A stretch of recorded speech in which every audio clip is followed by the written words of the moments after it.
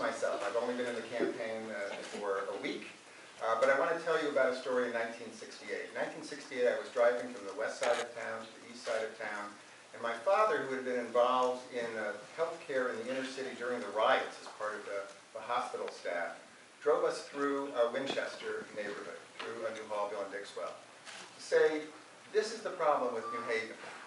Why are businesses leaving? And we drove through these empty, hulking, millions of square feet of buildings. And he had been very involved in New York City, and then we had moved to the area. And he loved New Haven. He actually couldn't afford to buy a house in New Haven at that time, and we actually moved to a nearby suburbs where housing at that time was cheaper.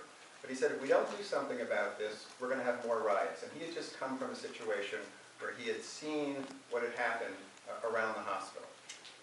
10 years later, I was in graduate school here, and we had the opportunity to study how we could actually fix that hulking area around the Winchester factory.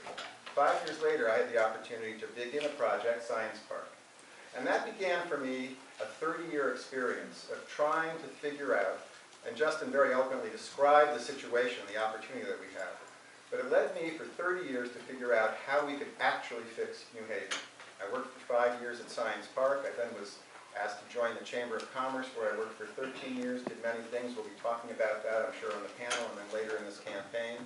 Started a company, and now I've spent the last 10 years trying at the state level to create businesses by bringing in money for innovation, by changing the way the state actually thinks about innovation to make it more like the Grove and the Grid here in New Haven. So what I'm going to say is New Haven is a wonderful place, but it needs somebody with great experience who's actually been in the city trying to make it work.